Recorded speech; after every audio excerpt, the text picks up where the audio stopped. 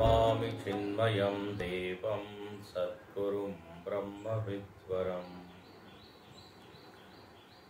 ॐ सहना भवतु सहनौ भुनक्तु सह वीर्यं करवावहै तेजस्विनावधीतमस्तु मा विद्विषावहै।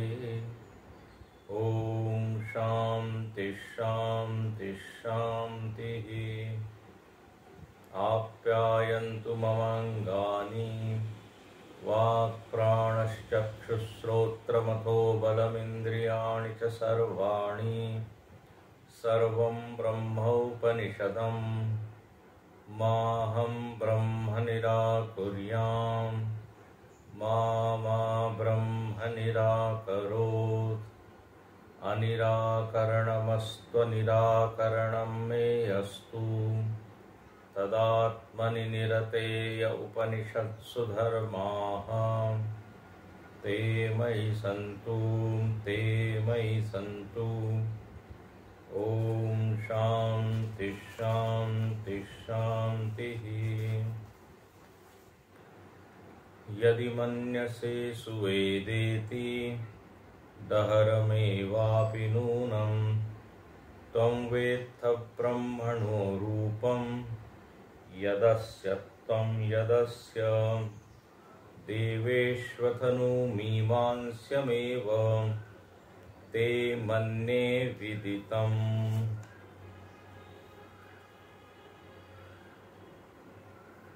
कल हम लोग उपासना के बारे में चर्चा कर रहे थे। वेद में 3 भाग हैं, कर्मकांड, उपासना कांड और ज्ञान कांड। उपासना एक बहुत बड़ी साधना है, बहुत आवश्यक साधना है। उपासना से ही व्यक्ति ज्ञान का अधिकारी बनता है। उपासना से ही चित्त का उदात्तीकरण होता है,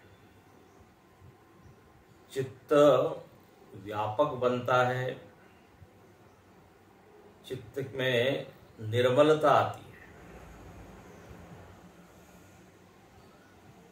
इसलिए भगवान भाष्यकार ने अनेक भाष्यों में जहां जहां पर उपासना का प्रकरण आया है, उपासना शब्द आया है, उसकी उन्होंने सुंदर व्याख्या की है। उपासना यानी क्या? तो कहते हैं उपासनम नाम यथा शास्त्रम उपास्यस्य। भाष्य में नहीं है, यहाँ आपके भाष्य में नहीं है, अन्य जगह है। उपासना मतलब सबसे पहली बात तो ये जाननी चाहिए कि यथा शास्त्रम, ये शास्त्र द्वारा प्रतिपादित साधना है। उपासना मन घड़ंत नहीं है, किसी व्यक्ति के द्वारा प्रसारित की हुई साधना नहीं है, श्रुति सम्मत है। शास्त्र का उसके पीछे आधार है, इसलिए कहते यथा शास्त्रम। शास्त्र ने कुछ आलंबन हमको दिए हैं, आधार दिए हैं। बोले उस आलंबन में तैल धारावत समान प्रत्यय प्रवाहेण दीर्घ कालम यत आसनम तद उपासनम। शास्त्र निर्दिष्ट आलंबन में ब्रह्म बुद्धि का तैल धारवत प्रवाह होना, मतलब एक वस्तु है जो आलंबन है, उसमें ये प्रवाह बना के रखना कि यह परब्रह्म है। वस्तु दिखने के लिए सामान्य है, लेकिन उसमें भावना हमारी उत्कृष्ट है।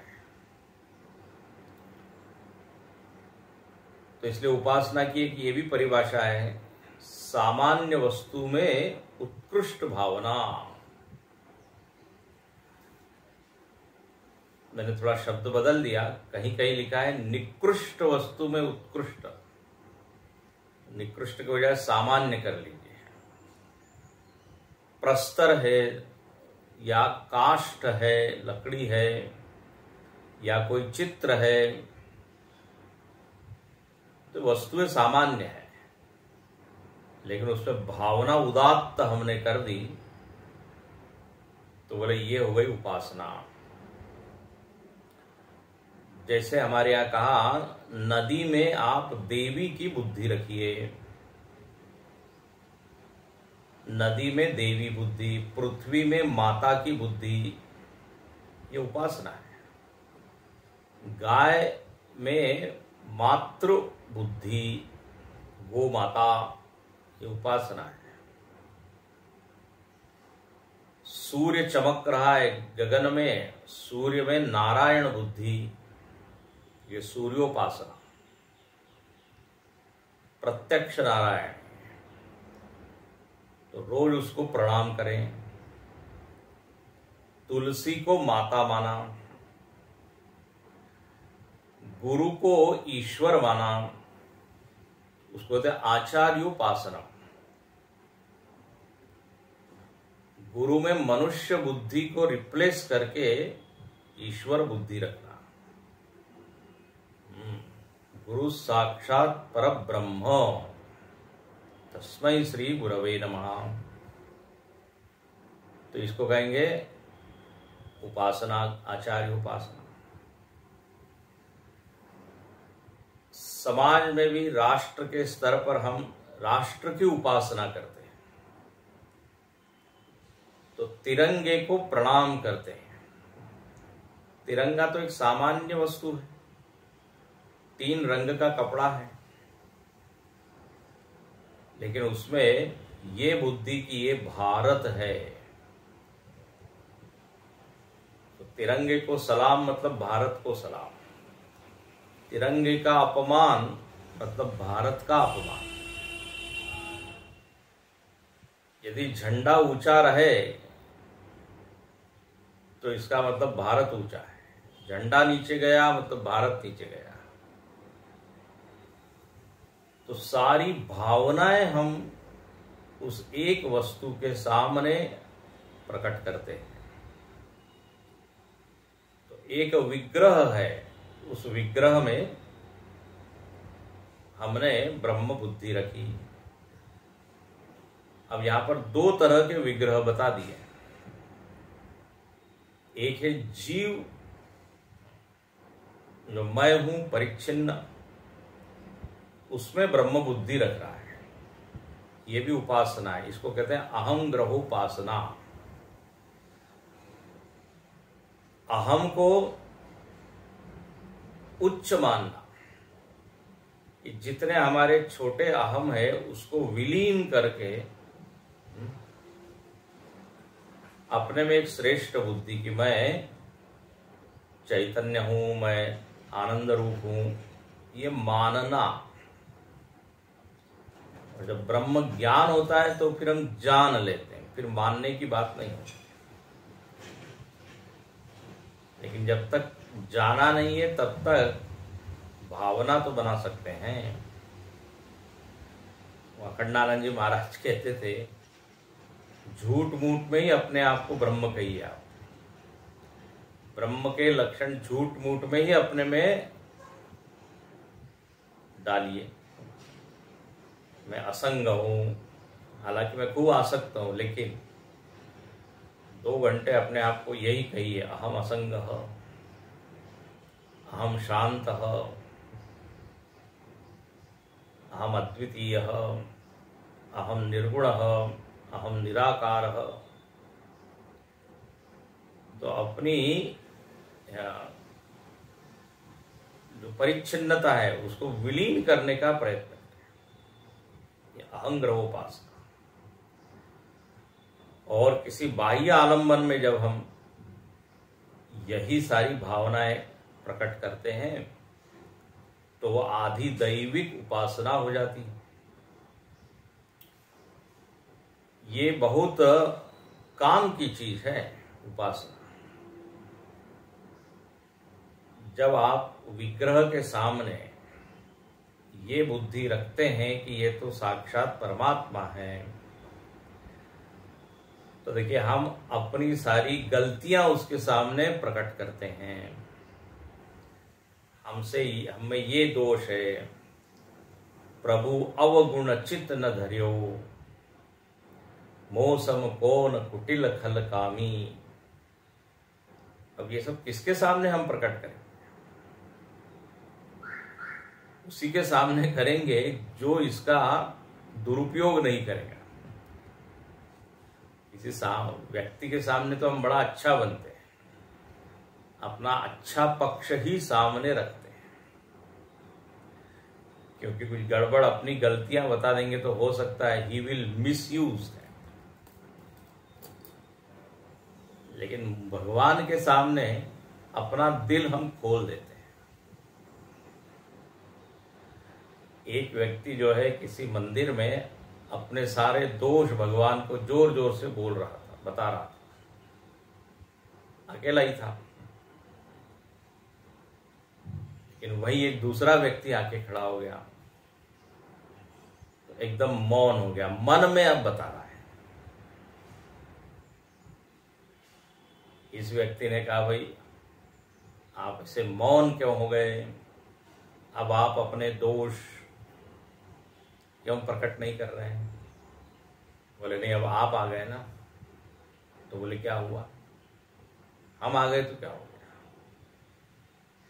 बोले आप हमारे दोष को हो सकता है लोगों को बताएं,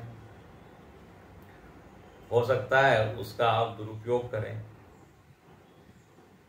लेकिन भगवान ऐसा नहीं करते। इसलिए भगवान को बताने में कोई हर्ज नहीं है। देखो, तो भगवान के सामने अपने मन को हम समर्पित कर देते हैं। तो देखो, ये उपासना यदि ना हो, इसके सामने हम अपना दिल खोलेंगे। अच्छा, इससे होता लाभ ये है कि हमारे दोष निकल जाते हैं। तो उसका परिणाम ये होता है, मन में सद्वृत्तियां आती है। इसी को कहते हैं मन का निर्मल होना। देखो, हम जैसे वोमिट करते हैं ना, वोमिट, उल्टी कर देते हैं, तो उल्टी करना अच्छा है। सारा जहरीला पदार्थ जो है बाहर निकल जाए तो अच्छा है। दबा दबा के रखने से रोग और बढ़ता है। तो जो कहा गया कि उपासना से मन स्वच्छ होता है, तो देखिए ये है, उसके पीछे सिद्धांत ये है। जब तक हम उस विग्रह के सामने रहते हैं, एक मन में प्रवाह चलता है।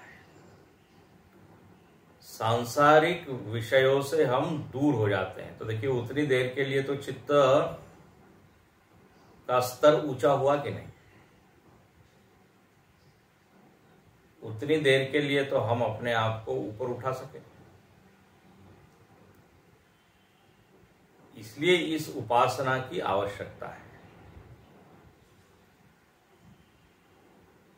जब उपासना में हम क्या करते हैं, ध्यान, आवाहन आदि करते हैं, ध्यान करते हैं ना।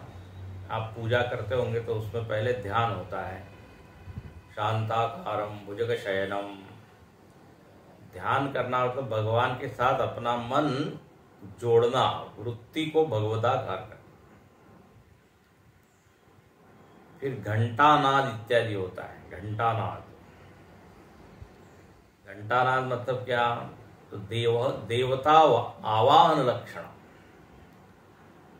अब भगवान तो उस मूर्ति में है ही, प्राण प्रतिष्ठित मूर्ति है, फिर आप क्यों बुला रहे हैं? तो बोले भगवान का ध्यान यदि इधर उधर हो तो जरा अपनी ओर देखने लगेंगे, इसलिए घंटानाद। पूर्वे घंटारवम तत्र देवता वाहन लक्षण। जैसे आप किसी के घर में जाते हैं तो कॉल बेल दबाते हैं ना, घंटी बजाते हैं, तो है वहां पर, लेकिन हमारे लिए उपलब्ध हो जाए, हमसे मिलने दौड़ के आ जाए, इसलिए वो घंटी बजाते हैं। तो ऐसे ही घंटानादम, फिर मन से क्या कहते हैं, मंत्र से आवाहन करते हैं, आवाहयामी, प्रतिष्ठा करते हैं उसको, स्थिरी भव ऐसा बोलते हैं, यहीं रहिए। ये षोडशोपचार पूजा बड़ी मधुर है। ये केवल हंसी खेल नहीं है, ढोंग नहीं है, उसके पीछे एक विचार है। और जितना हमारा भाव दृढ़ होते जाएगा, गहरा होता जाएगा उस विग्रह में भी अनुग्रह और निग्रह करने की सामर्थ्य आ जाती है। वो हमारी भावना को सुनता है, ऐसा हमको अनुभव होता है। जितने बड़े बड़े देखिए लोग हुए, उन्होंने खूब उपासना की।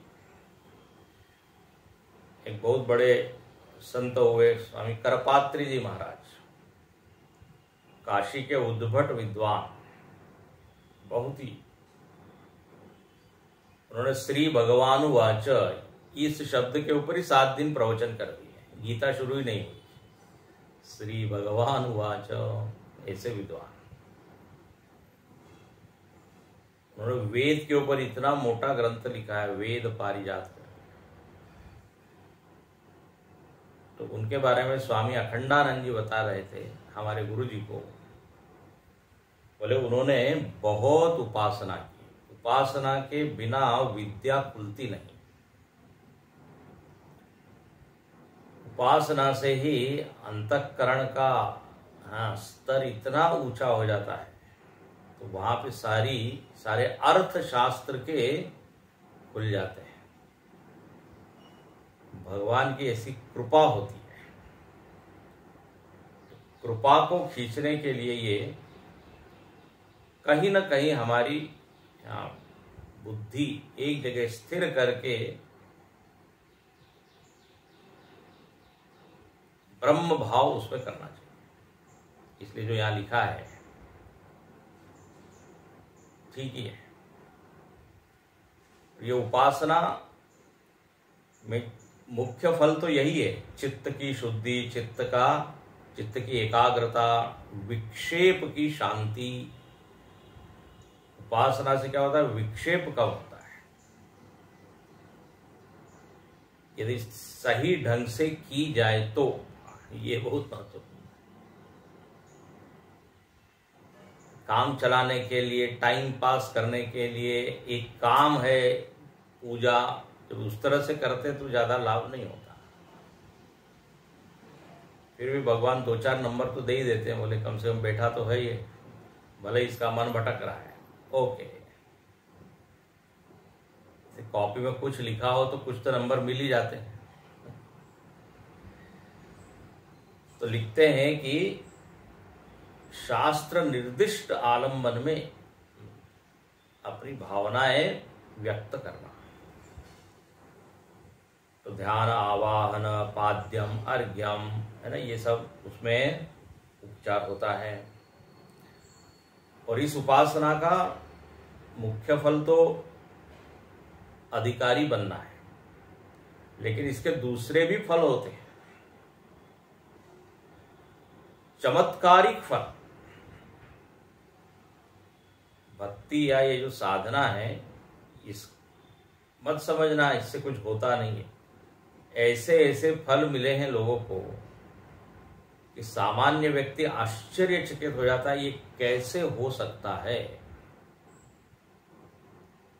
ये उपासना का ही फल होता है। विष पी के भी कोई व्यक्ति जीवित रह जाए, मीराबाई के साथ हुआ। ज्ञानेश्वर महाराज ने दीवाल को चला दिया। अब बताइए, जड़ वस्तु को चला दिया। ये सब उपासना का फल है, ये ब्रह्म ज्ञान का फल नहीं है। ध्यान से सुनना, ब्रह्म ज्ञान में चमत्कार रूपी फल नहीं आता। ब्रह्म ज्ञान तो अज्ञात का ज्ञापक है, केवल तत्व का प्रकाशन करता है। जो सत्य है उसका साक्षात्कार कराता है। उपासना जो है ना, उसको कहते हैं निर्माण विभाग, और जो ज्ञान है वो है प्रमाण विभाग। उपासना में निर्माण, नई नई चीज, अकल्पित चीज, असंभव चीज संभव हो जाती है। जो अनुपस्थित है उसको उपस्थित कर देती है। ये उपासना की महिमा है। ज्ञान तो क्या करेगा, आत्मा पर पड़े हुए आवरण को हटा देगा, परिवर्तन नहीं करेगा। तो जिसकी बहुत गहरी उपासना है उसके जीवन में ऐसे फल दिखते हैं। तुकाराम जी विठ्ठल विठ्ठल विठ्ठल निरंतर कीर्तन कर रहे हैं। लोगों को ईर्ष्या हुई, उनके लिखे हुए जो अभंग है, भजन है, वो नदी में डाल दिए। लेकिन उन्होंने ऐसा कीर्तन और ऐसा स्मरण किया कि वो सारी पोथियां, उसको कहते हैं, वो सब पानी के ऊपर तैरने लगी। हम बताइए, जो डूबी हुई चीज, और कागज कभी तैर सकता है क्या? ऐसी ऐसी चीजें जब सुनते हैं तो देखिए, उपासना में और अधिक श्रद्धा बढ़ती है। ये उपासना का फल है। लेकिन ध्यान रखना, चमत्कार करने के लिए उपासना मत कीजिए। बोले हमको चमत्कार या सिद्धियां प्राप्त करना है इसलिए उपासना, और लोग उसी की क्या अपेक्षा कर रहे हैं। अरे इतने दिन से हम कर रहे हैं, कोई चमत्कार नहीं हो रहा है। उसी के प्रति लोगों को आकर्षण होता है, अनयूजुअल कोई चीज, असामान्य। तो उपासना का वो प्रयोजन नहीं है, वो तो साइड में मिलता है। मुख्य प्रयोजन तो मन की शुद्धि है। बड़ी बड़ी चीजें मिलती है, नो डाउट। तुलसीदास जी बताइए, इतने बड़े भक्त हुए, भगवान स्वयं उनकी कुटिया में पहरेदार बन के खड़े हो गए। अब देखिए, ये कोई सामान्य घटना है। तुलसीदास जी को जब मालूम हुआ तो उन्होंने कहा, अरे मेरे कंबल और दो चार चीजें के लिए भगवान यहाँ तकलीफ कर रहे हैं, खड़े हैं। कंबल इत्यादि डाल दिया उन्होंने। चोरों ने ये आके उनको बात कही कि हम आपके यहाँ चोरी करने आते हैं, आपने दो पहरेदार खड़े किए हुए हैं। और चोरों को लगता था कि जरूर यदि पहरेदार हैं तो यहाँ पर कोई बढ़िया माल होगा। गोस्वामी जी ने 2-3 दिन आए वो चोर, फिर अंत में आके तुलसीदास जी से कहते हैं, उन्होंने कहा, अरे हमने तो किसी को नहीं अपॉइंट किया है, राम और लक्ष्मण जी, ऐसा कहते हैं। जब उनको मालूम हो तो बड़ा दुख हुआ तुलसीदास जी को कि अरे हमारे लिए भगवान कष्ट कर रहे हैं। अब देखिए, ये सामान्य घटना नहीं है, सब असामान्य चीजें हैं। संतों का जीवन आप देखें तो उनमें ये सब दिखता है। तो इसलिए उपासना एक शास्त्र है, उसका भी एक विज्ञान है, सिद्धांत है, चिंतन है। आपने ईशावास्य उपनिषद पढ़ा, उसमें भी आया था कि नहीं, अविद्या मृत्युम तीर्थवा विद्या अमृतम अश्नुते। वहां विद्या का अर्थ था संभूति की उपासना। संभूति मतलब व्यक्त ब्रह्म की उपासना, संभूति उपासना वर्णन है। और वहां पर उसका फल बताया था मृत्युम तीर्थवा, उपासना का फल बताया मृत्यु से परे हो जाता है। और वह मृत्यु का अर्थ यदि आपको स्मरण हो, यदि स्मरण न हो तो फिर देखिए, मृत्यु मतलब अनैश्वर्य, दीनता, हीनता, उसको कहा था मृत्यु। बोले उससे वो परे हो जाता है, उसको पार कर जाता है। यदि इसने खूब धुआंधार उपासना की, खूब मन में भगवान से प्रेम किया, भगवान से व्यक्त जगत में भगवत बुद्धि रखी, ऐश्वर्य की प्राप्ति। ऐसा कहते हैं उपासना करने से उपास्य के सारे गुण उसमें आ जाते हैं। वाक सिद्धि हो जाती है। वाक सिद्धि मतलब जो बोले वो सच हो जाए।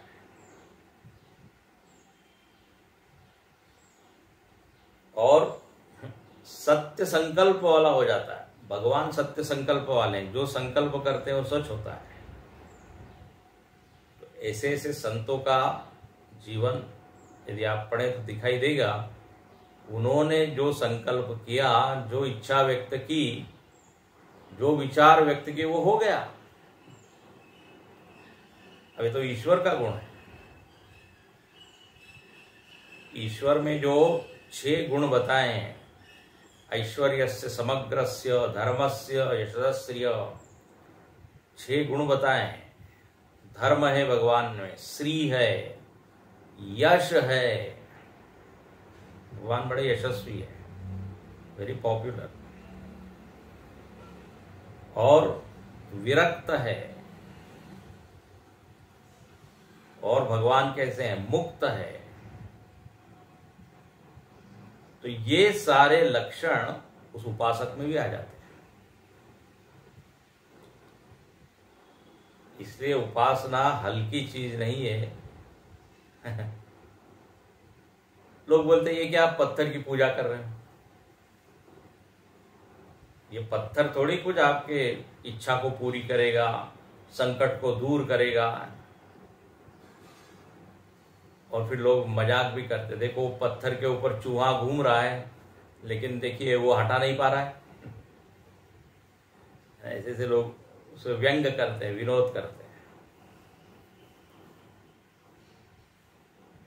लेकिन जिसने उपासना को ठीक से समझा है, वो उस ओर ध्यान नहीं देगा।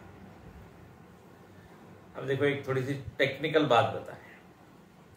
उपासना में क्या होता है, वस्तु एक होती है और आप भावना कुछ कर रहे हैं। तो कोई कहेगा ये तो भ्रम है। भ्रम में भी तो यही होता है, वस्तु कुछ होती है और आप भावना कुछ और कर देते हैं, है ना। गलत समझ लिया, हम लोग बोलते हैं ना, गलत समझ। मतलब जैसी वो वस्तु थी वैसा न समझ के अन्य समझ लेना, तो ये तो भ्रांति हो गई। शास्त्र की भाषा में इसी को अध्यास बोल देते हैं। अध्यास, ये सुना है ना, अध्यास, अधियास। तो ये उपासना भी एक तरह का तो अध्यास ही है। ये वेदांत में जो उदाहरण दिया जाता है, रज्जू पे आपने सर्प का अध्यास कर दिया, है रस्सी, लेकिन क्या देख रहे हैं, सर्प। है पेड़, लेकिन वहां देख रहे भूत। घोस्ट इन पोस्ट, गुरुदेव कहा करते, या सीप में चांदी। तो ये तो बिल्कुल अन्य बुद्धि हो जाती है। तो ये सारे उदाहरणों में क्या है, भ्रांति इसको कहा गया। तो यहां पर भी पत्थर है, उसको आप शिव जी कह रहे हैं, तो ये भी तो उसी कैटेगरी का हो गया कि नहीं, अध्यास या भ्रांति। हाँ, कोई कह सकता है अरे एक लकड़ी है और लकड़ी को आप कह रहे हैं ये कौन है, राम जी है, कृष्ण है, ये क्या है, ये तो भ्रांति है। आधुनिक लोग इस तरह से तर्क करते हैं।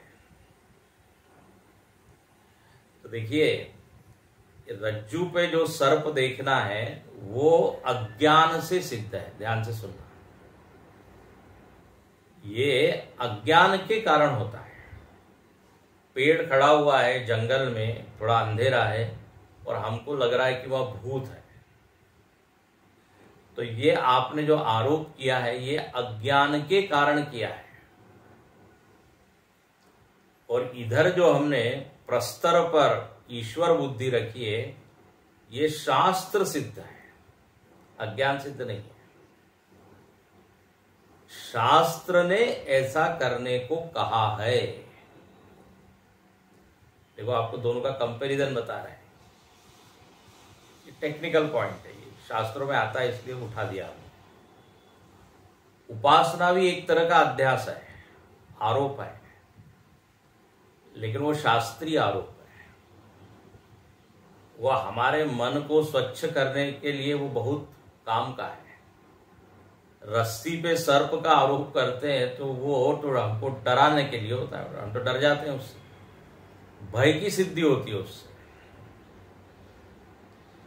लेकिन जब विग्रह में हम भगवत बुद्धि रखते हैं, नदी में देवी बुद्धि रखते हैं, तो भय नहीं होता, बल्कि मन का वातावरण बदल जाता है।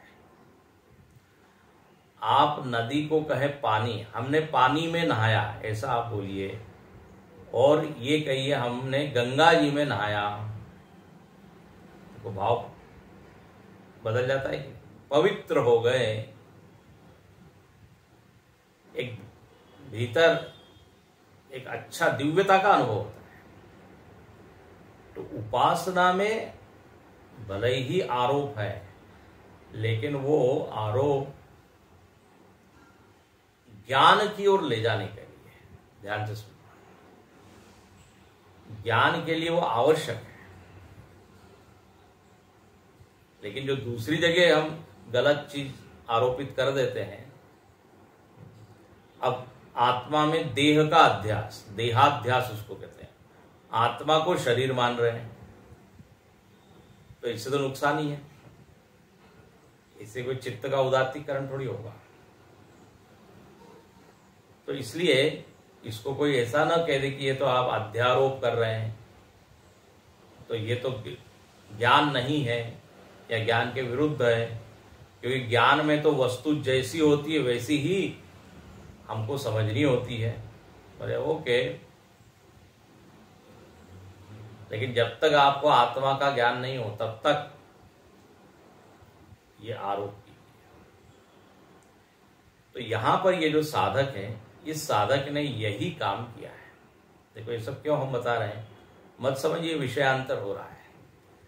यहां पर आचार्य कह रहे हैं आपने एक जगह ये ब्रह्म बुद्धि की है, ठीक है, लेकिन अल्प है ये, हाँ, बहुत सहयोगी है और ज्ञान के लिए आवश्यक है, लेकिन ये अंतिम सत्य नहीं है। बस यही बात है। इसलिए यहां पर श्रुति माता ने उसकी उसको क्या कहते हैं, निंदा नहीं कह दी कि अरे, बल्कि कहा अल्प है, थोड़ा और अपने आप को तैयार करो। तो यहाँ पे पहला जो वाक्य है इस 56 पृष्ठ पर, न केवलम अध्यात्म उपाधि परिच्छिन्न से अस्य ब्रह्मणो रूपम त्वम अल्पम वेत्थ।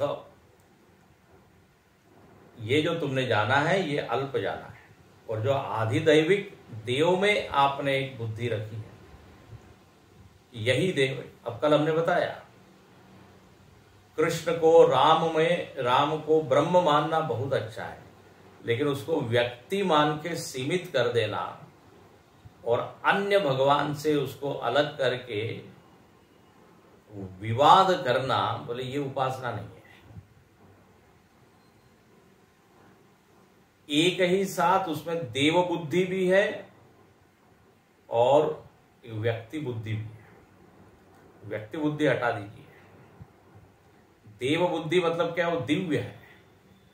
तो दिव्य है तो वो सर्वव्यापक है, एक जगह नहीं है। एक आकार में मान के फिर हाँ, दूसरा वाला कहता है हमारा आकार ज्यादा सही है, तीसरा कहता है हमारा है। इसलिए भागवत जी में कहा है एक ही वस्तु के तीन नाम है, ब्रह्मा विष्णु महेश। ये तीन प्रकार की संज्ञा उनको मिल जाती है। हाँ, कल इसके ऊपर चर्चा हम कर चुके हैं। तो यहां पर इसलिए कह दिया कि ये आपने अल्प माना है। देखिए चौथी पंक्ति, देखिए तीसरी पंक्ति, यद अध्यात्मम यद अधिदैवम तदपि च देवेषु उपाधि परिच्छिन्नत्वात् दहरत्वात् न निवर्तते। आपने बहुत उत्कृष्ट बुद्धि रखी है, नो डाउट। जीव में ब्रह्म माना, वायु को, अग्नि को, पृथ्वी को ब्रह्म माना, बहुत ही सुंदर है। लेकिन इससे जो अल्पता है वो निवृत्त नहीं होती। आप खुद ही परिच्छिन्न बोल रहे हो। देखो, अध्यात्म परिच्छिन्न, अधिदैव परिच्छिन्न, तो अल्पता तो आपने खुद ही मान ली ना कि ब्रह्म कहाँ है, इतने में है। तो दहरत्वात्, अल्प होने के कारण, परिच्छिन्न होने के कारण अल्पता निवृत्त नहीं होती। इसलिए उतने को ही सत्य मान लेना ठीक नहीं है। इसलिए सत्य क्या है, यत्तु विध्वस्त सर्व उपाधि विशेषम, जितनी उपाधियां हैं, परिच्छिन्नताएं हैं, उसको आप विध्वस्त करें। ये ज्ञान की स्थिति है। ठीक है, आलम्बन के रूप में, मदद के रूप में आपने स्वीकार किया, बहुत बढ़िया। जैसे आप ट्रेन को स्वीकार करते हैं लेकिन फिर ट्रेन से उतरते हैं, उसका त्याग भी कर देते हैं। मंजिल तक ले गई, वहीं पर बैठे रह जाएंगे तो फिर आगे बढ़ेंगे ही नहीं। इसलिए लिखते हैं सत्य ये है, उपाधि विशेषम विध्वस्त, वो निरुपाधिक है और शांतम है, अनंतम है, अंत वाला नहीं है। परिच्छिन्न मान लिया मतलब अंत वाला हो गया। देश काल वस्तु में अंत हो गया, उसका सीमित हो गया। एकम, ब्रह्म कैसा है, एकम। एकम शब्द बड़ा अच्छा है। एकम के बाद लिखा हुआ अद्वैतम, और दोनों का तो अर्थ एक ही है। एकम मतलब भी एक, अद्वैतम मतलब भी एक, थोड़ा फर्क है। देखो ये जो एकम शब्द है ना, एकम शब्द का अर्थ होता है व्याप्तम। एकम शब्द जिस धातु से बनता है उसको कहते हैं इणगतौ धातु। एति गच्छति सर्वत्र इति एकम, ऐसी परिभाषा है। एक मतलब जो सब में गया हुआ है उसको कहते हैं एक। जैसे दो की संख्या है तो दो में एक है, तीन की संख्या है उसमें भी एक है। ऐसी कोई संख्या नहीं जिसमें एक नहीं है। तो एक क्या हो गया, व्यापक हो गया कि नहीं। एक से ही सारी संख्या निकली है। ऐसे ही वह तत्व सब में है, उसी से सब निकला है। तो कहने के लिए एकम शब्द बड़ा छोटा सा है, लेकिन जब इसके अर्थ पर विचार करेंगे तो बड़ा गंभीर अर्थ निकल आएगा। जो व्यापक है, जिससे सब कुछ बना हुआ है। अब इसको शास्त्रीय भाषा में कहते हैं अभिन्न निमित्त उपादान कारण। ले, जो सब का कारण है। देखो एक शब्द का वो अर्थ हो जाएगा। जैसे मिट्टी जो है वो सारे घट में गई हुई है कि नहीं, व्याप्त है, एक ही है मिट्टी। ऐसे ये ब्रह्म एक है। एक है मतलब जो सब में है। एति सर्वत्र गच्छति। और अद्वैतम, अद्वैतम शब्द कह के द्वितीयता का निषेध कर दिया। बोले वो ये अद्वैत शब्द भी श्रुति का है, हाँ, किसी आचार्य ने गढ़ा नहीं है। ये अद्वैत शब्द मांडुक्य उपनिषद में आता है। शांतम शिवम अद्वैतम चतुर्थम मन्यन्ते। अद्वैत का अर्थ होता है जिसमें किसी भी तरह की द्वितीयता नहीं है, जिसमें दो तीन प्रकार नहीं है। ब्रह्म दो तीन प्रकार का नहीं है, छोटा ब्रह्म बड़ा ब्रह्म, एकमेवा द्वितीय। उसमें किसी तरह के भेद नहीं है। अभी आगे कभी चर्चा करेंगे, सजातीय विजातीय इत्यादि आप लोग पहले पढ़ चुके हैं। तो अद्वैतम मतलब यह अद्वैत शब्द क्या होता है, दूसरे की कल्पना को बंद कर देता है, द्वार बंद कर देता है। एक कहने से ये संभावना होती है कि दो तीन चार होगा, लेकिन अद्वैत कहते ही ओनली। तो अद्वैतम भूमाख्यम, भूमा का अर्थ होता है अनंत, नित्यम ब्रह्म, ये ब्रह्म का वास्तविक रूप है।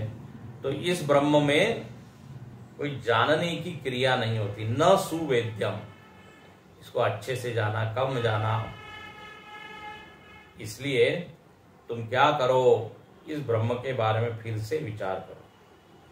यतः एवं अथ नु तस्मात् मन्ये अद्यापि मीमांस्यम, चूंकि यह ब्रह्म ऐसा है। यत एवं अथ का मतलब क्या, चूंकि ये ब्रह्म का स्वरूप ऐसा है जो अभी अभी बताया, जहाँ उपाधियां नहीं है, जहाँ विशेषताएं नहीं है, तो ऐसे इस ब्रह्म को क्या करो, मीमा अद्यापि, आज भी, आज जो तुम मान रहे हो, बोले उसको तुम क्या करो, विचार करो। मीमांस्यम, मीमांस्यम का अर्थ क्या है, विचार्यम एव, विचार्य विचारणीय है। ते तव ब्रह्म, ते शब्द श्रुति का है, कल हमने बताया था। तव ब्रह्म, तव ब्रह्म मतलब तुमने समझे हुए जो ब्रह्म है ना, तुम्हारा समझा हुआ ब्रह्म, उसको आप फिर से विचार करें। तुमने जाना हुआ, तुम्हारी जिसमें अभी श्रद्धा है, उस ब्रह्म को वो तुम्हारा ब्रह्म है, उपनिषद का ब्रह्म नहीं, औपनिषद की ब्रह्म, उसको जानो। ठीक है, तुमने जो ब्रह्म जाना है, तुमने जो उपासना की है, बहुत अच्छी है, उससे तुमको फल भी मिलेंगे, चमत्कारिक फल मिलेंगे, लेकिन वहां फंसना नहीं, अटकना नहीं, उसके आगे चलना है। ये चमत्कार के चलते लोग इतना अटक जाते हैं, वहीं फंस जाते हैं, और रोज अपेक्षा करते हैं आज कौन सा चमत्कार हो रहा है, कल कौन सा हो रहा है। आज तो कुछ हुआ ही नहीं, कल तो ऐसा हुआ था। इसी के प्रति आकर्षण हो जाता है, और जो मेन ध्येय है उससे व्यक्ति दूर रह जाता है। इसलिए यहां पर कह रहे हैं अल्प है, देखो देखो। और वो शिष्य को भी ऐसा नहीं लगा कि देखो हमने इतनी साधना की, उपासना की, और ये आचार्य कह रहे हैं तो अल्प है। आचार्य का काम है आगे बढ़ाना, आगे बढ़ाना, चरे वेती, आगे चलो। इसलिए आप कहते हैं विचार्यमेव, जो तुम्हारा ब्रह्म है ना, जाना हुआ, थोड़ा है।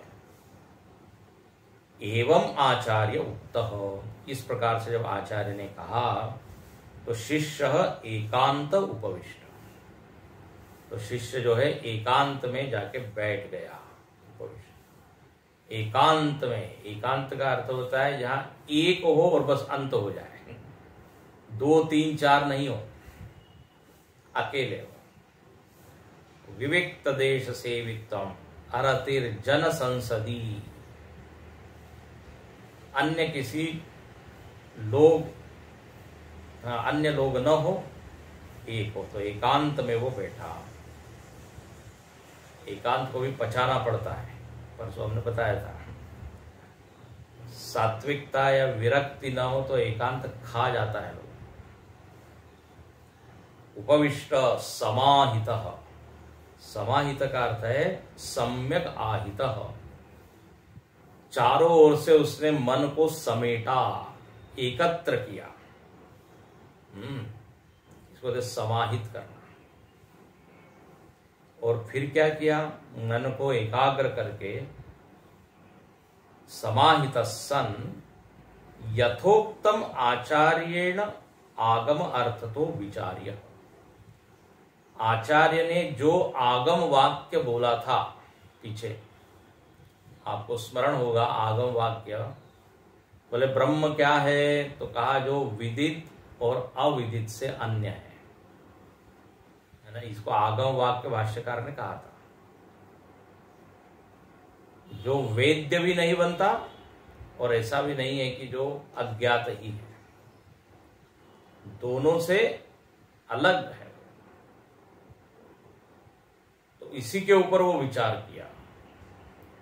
देखो, केवल एकांत में शांति से बैठने से बात नहीं बनती, विचार ये लिखा है। और विचार ये भी किसके ऊपर विचार किया? शास्त्र के वाक्य पर। मन गढ़ंत मन माना विचार नहीं, जो आचार्य ने बताया था उसी को फिर जागृत करके विचार किया। अर्थतः विचार्य तर्कश्च तर्कतश्च, उसने युक्ति की। ऐसे कैसे होगा कि जो ब्रह्म है वो विदित से अन्य क्यों है, विदित क्यों नहीं है? ध्यान से सुनना। विदित मतलब नोन। आचार्य ने ऐसा क्यों कहा कि जो जो ज्ञेय है वो ब्रह्म नहीं है? तर्क करता है। फिर आचार्य ने ऐसा क्यों कहा कि जो अविदित है, अननोन है, वो भी ब्रह्म नहीं है? उसको ब्रह्म कहने में क्या दिक्कत है? देखो, इसको कहते हैं तर्क से विचार। दोष क्या हो जाएगा यदि विदित हम मानेंगे तो, या अविदित मानेंगे तो? पीछे हम लोग देख चुके हैं, विदित कहने से ही वो अल्प हो जाएगा, मर्त्यम इत्यादि। तो अब ये खुद से विचार करता है तर्कतः। और देखो, जब तक तर्क से हम विचार नहीं करते ना, बुद्धि संतुष्ट नहीं होती। बुद्धि को चाहिए तर्क। तो उसने तर्क भी किया, श्रुति को आगे रखा, तर्क को पीछे रखा। एक ये भी समझने की बात है, श्रुति प्रमाण है, तर्क प्रमाण नहीं है। श्रुति अनुकूल तर्क प्रमाण है। श्रुति में जो कहा उसको समझने के लिए आप यदि तर्क कर रहे हैं तो वेलकम, उसका स्वागत है। नैयायिकों ने क्या किया, तार्किक लोगों ने क्या किया, तर्क को प्रधानता दी और उसके बाद उसके पीछे श्रुति को लगा दिया। बोले हमने जो तर्क से सिद्ध किया, देखो आपके वेद भी यही कह रहे हैं, ये गड़बड़ है, ये गलत है। श्रुति ने जो कहा वो सत्य है, फिर उसको समझने के लिए जो लॉजिक, जो रीजनिंग आपको चाहिए वो कीजिए। प्रबलम प्रमाणम परमम प्रमाणम श्रुति है। तो देखो यहां क्या लिखते हैं, आगम वाक्य पे उसने विचार किया तर्कतः। पहले आगम को सामने रखा, अन्य देव तद विदितादथो अविदितादति। और बोले फिर ये ऐसा क्यों कहा? तो तर्क से उसकी बुद्धि संतुष्ट हो गई और निर्धार्य, उसने निर्धारित किया। बोले बस अब समझ में आ गया। और स्वानुभवम कृत्वा, अनुभव उसने किया।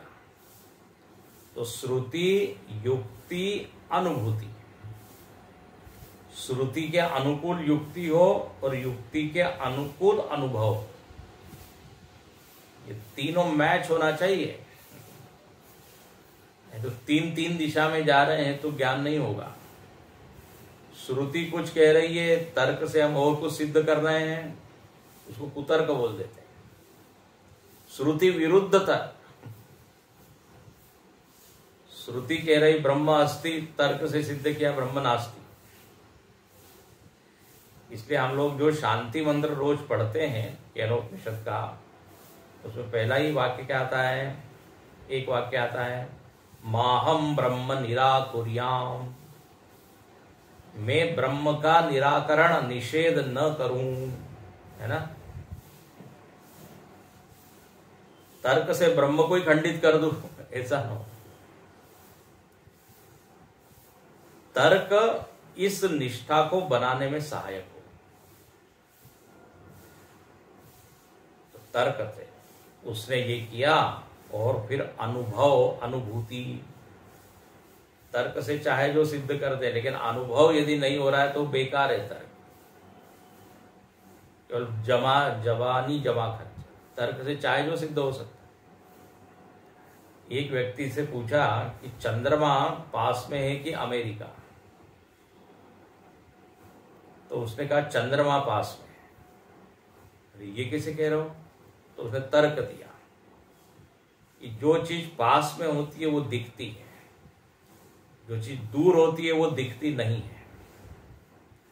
तो मुझको अमेरिका दिख नहीं रहा है, तो अमेरिका दूर है, और चंदा मामा तो दिख रहा है, तो चंद्रमा बड़ा पास में है। देखिए ना क्या तर्क है। कोई व्यक्ति घूम जाएगा, बोले हाँ ठीक तो कह रहा है, जो चीज पास में होती है वो दिखती है, दूर होती है वो दिखती नहीं है। तो अमेरिका बहुत दूर है, चंदा मामा तो पास में है। तो तर्क, सही तर्क कौन सा है, कुतर्क कौन सा है, ये भी समझना चाहिए, और अनुभव समर्थन करना चाहिए अनुभव के द्वारा। तो उसने ये अनुभव भी किया, तीनों मिल गए। ऐसा जब हुआ तो आचार्य सकाशम उपगम्य उवाच, आचार्य के पास में गया, सकाशम पास में जाके उसने उवाच वचन किया, कहा उसने क्या, मन्ने विदितम। ये देखो अंतिम वाक्य, मन्ने विदितम, बोले अब मैं संशय विपर्य रहित एकदम मेरा ज्ञान पक्का है। अब आप अल्प है ऐसा नहीं कह सकते। वो क्या वाक्य है? अनुभव वाक्य। तो वो अब अगला मंत्र है जिसमें वो शिष्य गर्जना करता है। बड़ा सुंदर शंकराचार्य बड़ा बढ़िया से वर्णन करते हैं। एकांत में उसने ध्यान किया, विचार किया, अनुभव किया और आया। और क्लास चल रही थी, सब ब्रह्मचारी बैठे हैं। आके एकदम बोलता है, ना हम मन्ने सुवेदेति नो न वेदेति वेद च, यो नस्तद्वेद तद्वेद नो न वेदेति वेद च। ये उसके वाक्य है, अनुभव के वाक्य है। कल देखेंगे। ओम पूर्णमदः पूर्णमिदं पूर्णात् पूर्णमुदच्यते पूर्णस्य पूर्णमादाय पूर्णमेवावशिष्यते। ओम शांति शांति शांति। हरि ओम। श्री गुरुभ्यो नमः। हरि ओम।